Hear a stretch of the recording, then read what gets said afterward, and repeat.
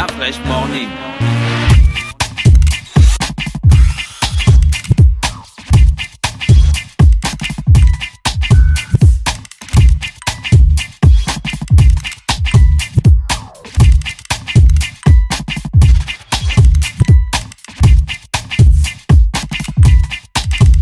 UrbanFM.fm.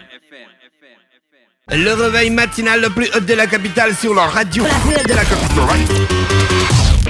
Sur le d'Afresh Morning, le réveil matinal le plus haut de la capitale sur la radio, la plus haute de la capitale, on reçoit notre première invitée de la matinée. Elle s'appelle Lune Divine. Voilà, si je ne me trompe pas, Lune Divine, bonjour. Bonjour. Comment tu vas? Bon, pour commencer, vous savez, quand un conteur arrive dans un village et qu'il n'a pas encore salué l'assistance, je vais dire Poisse oulaye et vous répondez yeah. D'accord, vas-y, dis. Poisse oulaye, yeah. Poisse oulaye, yeah. Que la parole se réponde. Ça veut dire quoi, ça? C'est en quelle langue? C'est enfant. Ouais. Ça veut dire que la parole se répande. Ah, d'accord, ok. Rapidement. Comment t'as fait pour arriver dans le conte? Parle-nous un peu de toi.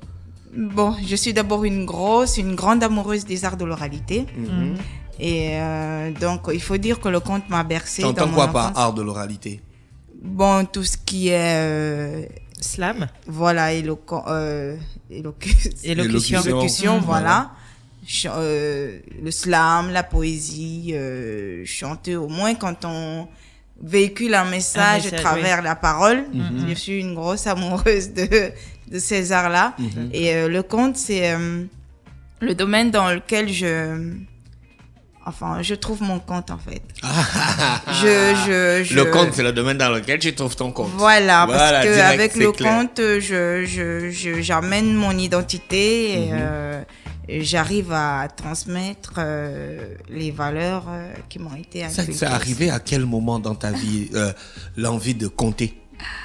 Je sais qu'il y a l'amour des arts de l'oralité, mais comment ça a commencé? Je pense qu'il n'y en a pas beaucoup au Gabon. Hein? Ouais. Et surtout, moi, je voulais poser la question de savoir, habituellement, on voit des hommes conteurs. Ouais. Mais quand on est une femme, est-ce que c'est facile? Comment se retrouve? Mabik Makom, c'était un conteur. Non, lui, c'était un pleureur. Bon, c'est peut-être qu'elles se font pas trop remarquer, mais il y en a des conteuses. T'en as connu dans nos traditions? Oui. Il y a plein de conteuses, du moins le secte dans lequel j'ai évolué, ne serait-ce que pour me faire connaître comme actuellement. Voilà, j'ai eu à faire des partages avec d'autres conteuses au niveau de, c'est pas pour faire la publicité, l'Institut français. On a eu des formations. On est partenaire de l'Institut français. Voilà, tout à fait. Tu peux même faire toute la publicité que tu veux de l'Institut français, y a pas de souci. Et donc, puisque ce sont eux qui nous ont plus ouvert les portes, j'ai commencé avec des grands. Oui. J'ai partagé des plateaux avec les Arlettes, le nombre de légions, elles sont nombreuses. Et tu comptes simplement ou ton compte est accompagné de quelque chose de musical? Je peux compter simplement, comme je peux aussi accompagner mes comptes d'air musical. Et donc, voilà. Tu sais, dans le conte, on retrouve tout, la musique, le chant, on retrouve la poésie dans le conte, on retrouve tous les arts de l'oralité dans le conte. Est-ce que pour être conteur, il faut forcément écrire? Est-ce que, il y a des gens est-ce qu'on peut juste compter des écrits d'autres personnes, des histoires d'autres personnes, ou il faut forcément... Écrire ton propre conte? Ça va de soi. Il y en a, tu peux faire le choix d'écrire pour toi, mais un conteur doit savoir s'adapter. D'accord. Tu peux prendre un autre en compte d'ailleurs, et puis tu l'adaptes. Tu l'adaptes non seulement au public avec lequel à ceux qui t'écoutent, non seulement, mais tu l'adaptes aussi. Il faut quand même qu'on retrouve une portée esthétique qui t'est propre. Voilà. Puiser au plus profond de toi.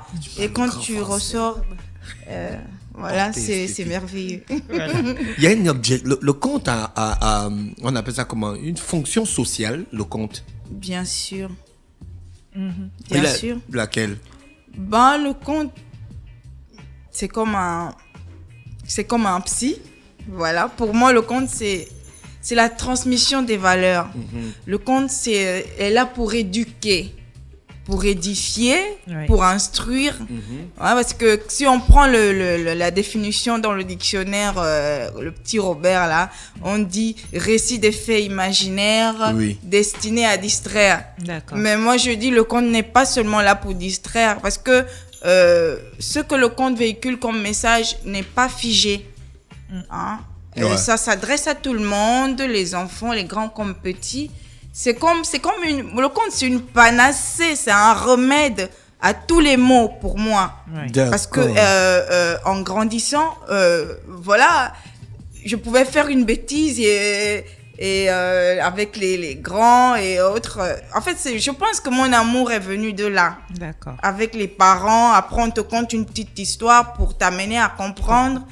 Que ce que donc tu viens le de conte faire. a une fonction sociale. Bien sûr. Voilà, bien éduquer. Sûr, éduquer, voilà. Transmettre la moralité. Bien sûr, il y a tout en tout cas à travers n'importe quel conte que tu auras à conter, il y a toujours une moralité qu'on tire. D'accord. Donc vraiment c'est c'est tout un mystère.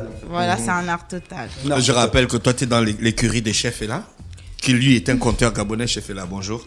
Bonjour Mbolo. Rapproche ton micro de toi, s'il te plaît. D'accord. Voilà. Ok, voilà. Parle-nous un peu de ta structure.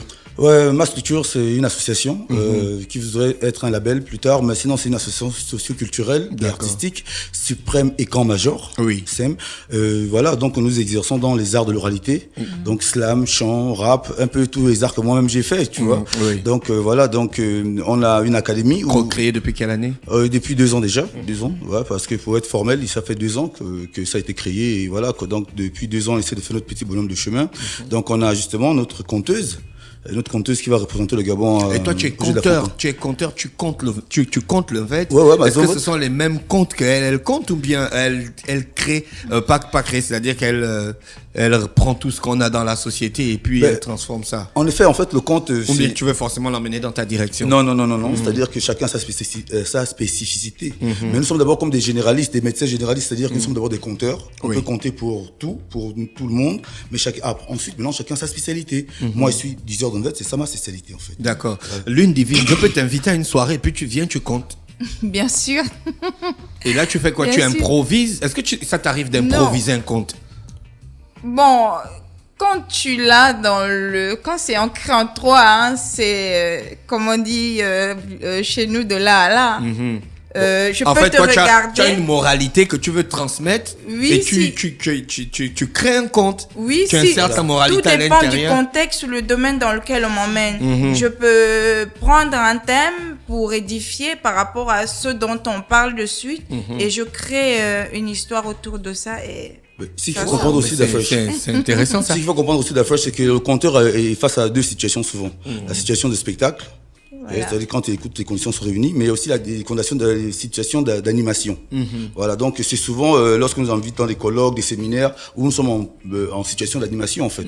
Ou alors lorsqu'on va rendre visite à des enfants, des enfants défavorisés dans des centres d'accueil, tout ça, nous sommes en situation d'animation. Mais lorsqu'on prépare un spectacle, lorsqu'on est sur une scène, un théâtre, là c'est une situation de spectacle, et là c'est un peu différent. Voilà, donc on utilise nos outils, parce que le conteur a des outils, d'une manière différente lorsqu'on est en animation ou lorsqu'on est en spectacle. Donc en fait, vous êtes des observateurs de la société. En effet, toujours. Et il faudrait que chaque situation que quelqu'un vit, ça lui évoque une histoire. Voilà, dès qu'on se pique quelque chose, ça t'évoque un truc. Quand on se brûle au feu, par exemple, ça te rappelle toujours quand tu t'es brûlé pour la première fois. Voilà, moi je me souviens, je comprenais pas, mais ma tante repassait les habits. Je comprenais pas c'est quoi ce bout de fer qui plie les habits. Donc j'ai touché le fer, repassé, j'ai su que c'était chaud. D'accord. Ludivine, est-ce qu'il y a un tempérament qu'il faut avoir pour être conteuse?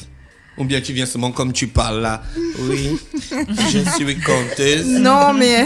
Non, je ne sais pas. Mais ce qui est clair, c'est que chacun de nous a sa personnalité. D'accord. Chacun de nous a sa façon d'être.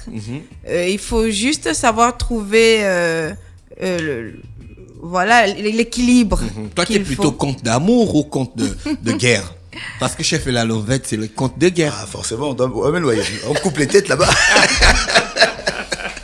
Voilà, parce que oui. Tu es quoi? Tu es conte d'amour ou conte...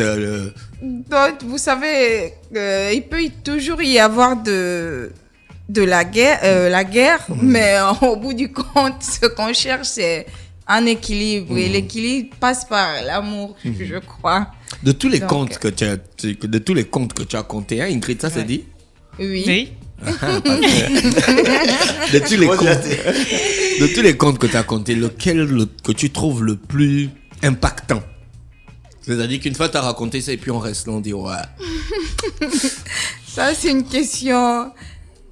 C'est comme j'ai dit tout à l'heure, le conte n'est pas figé. En tout cas, tous les contes, ça dépend de la sensibilité de ceux qui nous écoutent. Hein, moi, je dirais peut-être que c'est mon conte sur le livre de la sagesse. C'est quoi le conte sur le livre de la sagesse? Bon, ça, c'est un conte que j'ai écrit moi-même. J'ai écrit des contes et je les habille et je les conte moi-même. C'est quoi l'essence de ce conte, le livre de la sagesse? L'essence de ce conte, c'est pour mettre un peu réconcilier l'intelligence et la sagesse, parce qu'il y en a qui ne savent pas Mani.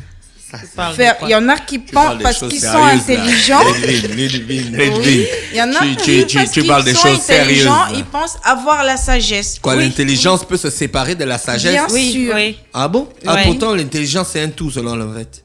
La sagesse, c'est dans l'intelligence. Il ne peut pas avoir d'intelligence sans sagesse. Non, selon le fait. Ça peut être, c'est selon, je pense que c'est un peu la même chose de, quand tu as fait des études, c'est pas parce que tu es doctorant que tu es forcément intelligent. Voilà. Donc, Voilà. tu es d'accord avec moi. L'intelligence, c'est un tout. C'est pas parce que tu as les diplômes que tu es intelligent. Voilà, donc L'intelligence, ça c'est peut une se forme séparer. Bon sens d'analyse du Voilà. En effet. Bon, enfin, ça c'est... Enfin. Ludwig, c'est toi qui parles, c'est pas moi. C'est des choses sérieuses. Non, pour revenir un peu, en fait, dans l'Envette, comme l'avait justement expliqué Tira dans Toutoum, dans l'homme, la mort et l'immortalité, il explique comment justement le monde est venu au monde. Comment à travers l'expression de Yo, il y a d'abord une forme, on va dire, une espèce de forme oculaire, et qui justement où Yo a introduit l'intelligence, la force et la volonté. Vous voyez un peu, et chacun de ces éléments, L'intelligence, la puissance et la volonté. voilà, chacun de ces éléments, donc chacun de ces éléments a donc c'est Va éclore. voilà, justement, il va se propager dans l'univers, Ouais. et en adaptant certains d'autres caractères, tels que la sagesse et l'intelligence. Vous voyez un peu, ce qui fait que justement, dans chaque chose, même ce qui est mal, il y a un peu de sagesse. Il y a un peu d'intelligence. Toujours. Ludwig, c'était... Pourquoi vouloir réconcilier la sagesse et l'intelligence? Pourquoi écrire tout un conte pour parler de ça? Mais on vit dans la société, c'est des... Tu as fait des observations. Bien Qu'est-ce qui sûr. t'a touché le plus?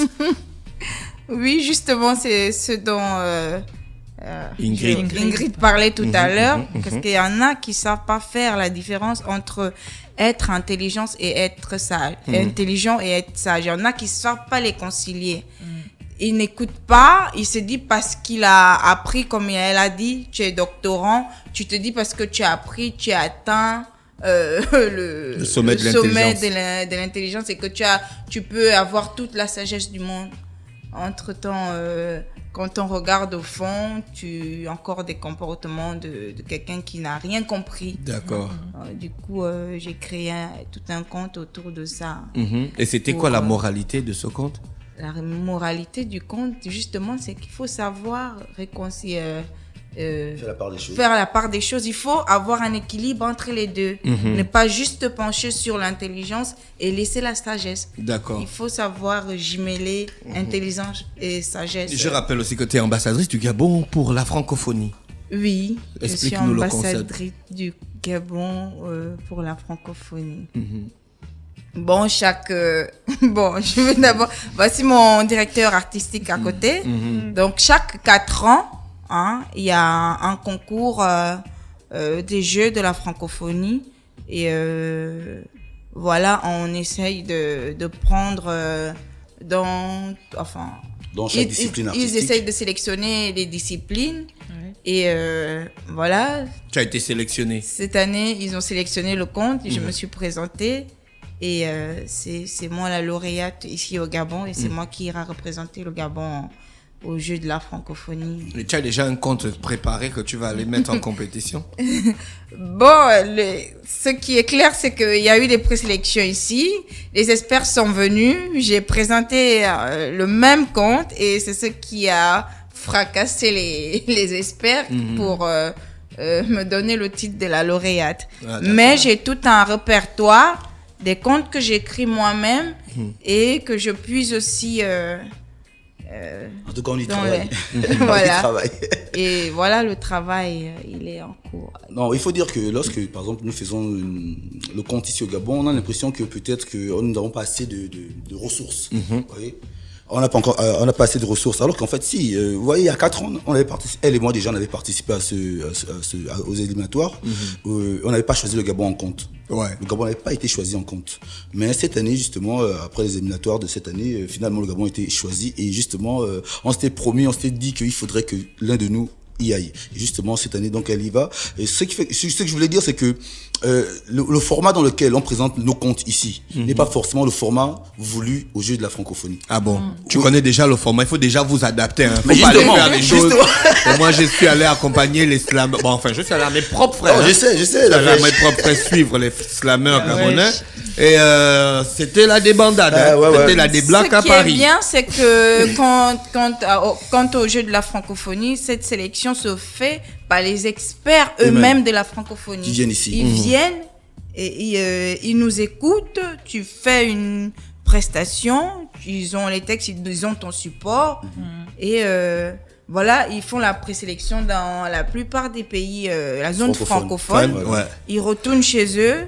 Et c'est là-bas qu'ils sélectionnent. Donc, ce que je voulais dire, c'est que... Est-ce que vous, moi je veux savoir, est-ce que vous connaissez déjà les formats, les conditions, le règlement? Est-ce que vous connaissez déjà tout? Faut pas aller dire non, on a été surpris. Depuis 4 ans. Là-bas, quand on est arrivé, c'était différent de la réalité. C'est depuis, vous savez, je compte depuis 2000... Bon, proprement dit, je compte depuis 2008. Parce que j'ai commencé, c'est pas pour faire la pub, à l'époque à Radio 2. Je comptais en radio avec l'émission Soir au Village. Radio 2, ça existe encore Radio 2? Non, ça n'existe plus. J'ai écouté même la radio. Avec l'émission Soir au Village avec Michel Pécoin, je crois. Ah, Michel Pécoin, je connais, il est conteur. Il compte avec un petit instrument. Voilà, mais justement, il y a 8 ans, c'était lui qui était au Liban, au jeu de la francophonie. Il a gagné? Il ne connaissait pas les formats. Non, j'ai pas dit ça. Faudrait qu'on sorte de cette émission. N'aie pas peur, c'est garanti. Non, la vérité, il était parti, ça s'est passé au Liban, il est allé, et bon, il a fait du mieux qu'il pouvait, et puis il est revenu. Voilà. Il est le mieux placé pour vous parler de... Oui, non, on parlera pas de lui, ce matin. Nous, on parle du conte, le conte de l'équipe de Chef Ella. Voilà. Chef Ella, tu es directeur artistique. C'est évident, c'est quand même cool de travailler avec Lune Divine. Non, c'est pas cool, c'est difficile. Sauf qu'aujourd'hui, je lui donne un point parce qu'elle est arrivée, elle a été plus ponctuelle que moi. Non, elle habite enceinte, c'est pas grave. C'est plus proche. Ils sont un gong. Le temps d'arriver, c'est terrible. Je suis une immortelle aussi. Voilà. Mais il faut dire que justement, c'est un travail de longue haleine et chacun justement doit rester dans sa particularité. En ce moment, j'encadre beaucoup de jeunes slameurs que j'essaie de faire comprendre que oui, le slam là en français complètement trop français là, c'est pour le français. Voilà, nous ok, on va pas refuser le français, mais essayer un peu de mettre une coloration africaine, sinon de ton propre terre quoi, comme on dit. Voilà, donc moi je suis pas là pour le français en fait. D'accord. Voilà, parce que peut-être que dans 1000 ans ou dans 2000 ans quand tu fais tes comptes, quand tu fais tes séances de comptes, tu comptes en français? Oui, mais obligé. On est obligé, mais lorsque je vais appeler Ndoutoumoufoulou, je vais appeler Ndoutoumoufoulou. Bah bien sûr, il n'y a pas un nom en français voilà, pour appeler Ndoutoumoufoulou. Pour dire Atinozo. Voilà. Je vais dire Atinozo. Voilà, donc en même temps, ce qu'il faut comprendre, c'est que quand j'utilise des termes, c'est pas forcément des termes écans seulement. Je peux utiliser d'autres termes. Je peux appeler Maroundou. J'appelle Maroundou. J'appelle Massassa. Donc voilà. Voilà. Est-ce que tu as déjà essayé? Toi, tu comptes spécialement dans la tradition fan. Est-ce que tu as déjà essayé d'appréhender ce que les autres ethnies font en matière d'oralité? Oui, moi je suis conteur épique. Comme je disais, on est d'abord conteur généraliste, ensuite on est particulier. Maintenant, dans ma particularité, je suis conteur épique. Et dans les épopées, donc épique c'est épopée, dans les épopées, nous avons beaucoup d'épopées gabonaises, de très bonnes épopées. Au Lindé, par exemple, chez les Téké. Nous avons le Moulambi, chez les Gissir. Nous avons le Moubouang, chez les Pounou. Nous avons, en fait, je connais, on travaille beaucoup en laboratoire, les compteurs, vous voyez un peu, parce que nous avons l'association des compteurs du Gabon, nous avons la fédération des comptes, nous sommes dans l'association des compteurs africains, donc les compteurs en convention avec l'Institut français. Nous avons aussi notre association, Suprême École Major, où il y a des compteurs justement. Vous voyez, en fait, c'est un réseautage. Est-ce qu'il y a un temps du compte? Comme dans les compétitions de poésie, comme dans les compétitions de slam. Est-ce qu'il y a un temps? Je crois que Ludwig, on nous a toujours dit la même chose. Hein. Il n'y a pas de compétition en compte. D'accord. Ouais. Mais donc quand tu vas à la francophonie, tu comptes et puis après tu rentres chez toi. Non, c'est pas ça. En fait, il y a le principe des Olympiades.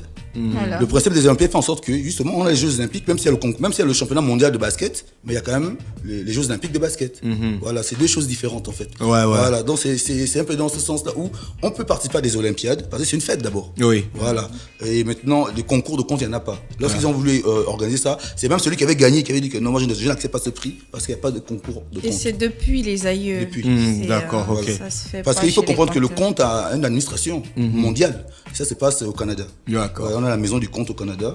Et voilà. Ah bon, il y a la maison du compte? On n'avait pas de maison non, du c'est compte. Justement, c'est la Mais tu es fédération. là, tu vas créer quand? Mais justement, comment dire? Donc si on te dit de compter, de dire un compte, on dit le compte, non? Oui, C'est ça. on dit un compte, effectivement. Oh là, super.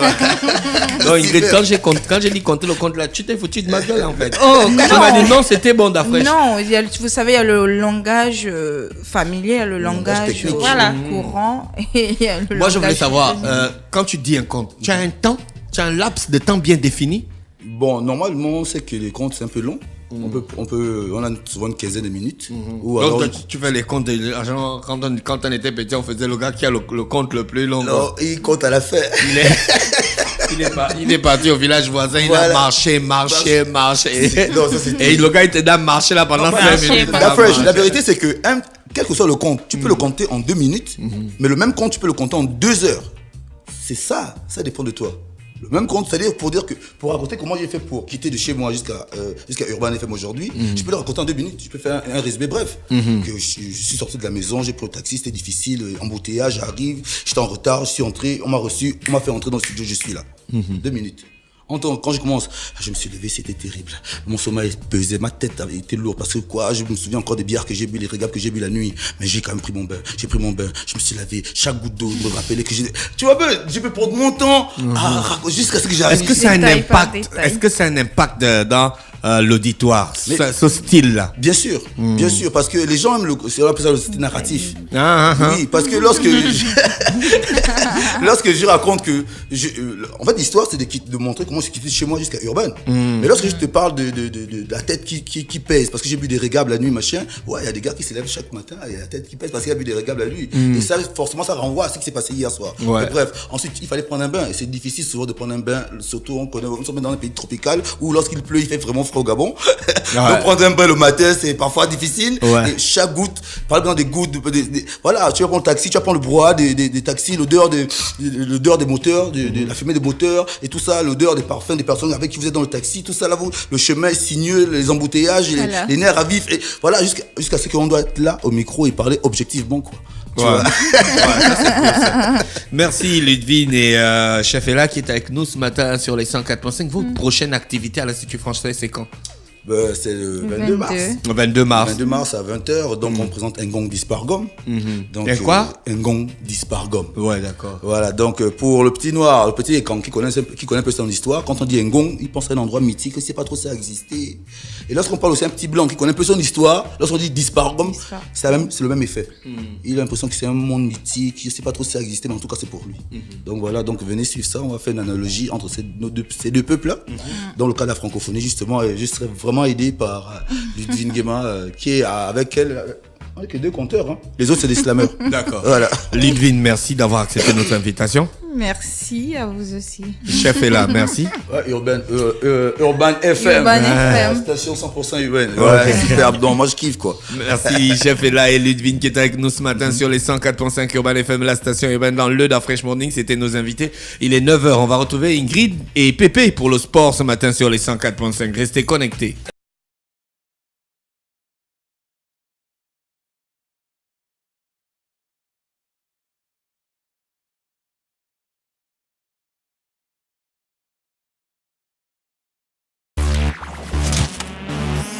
Fresh Morning.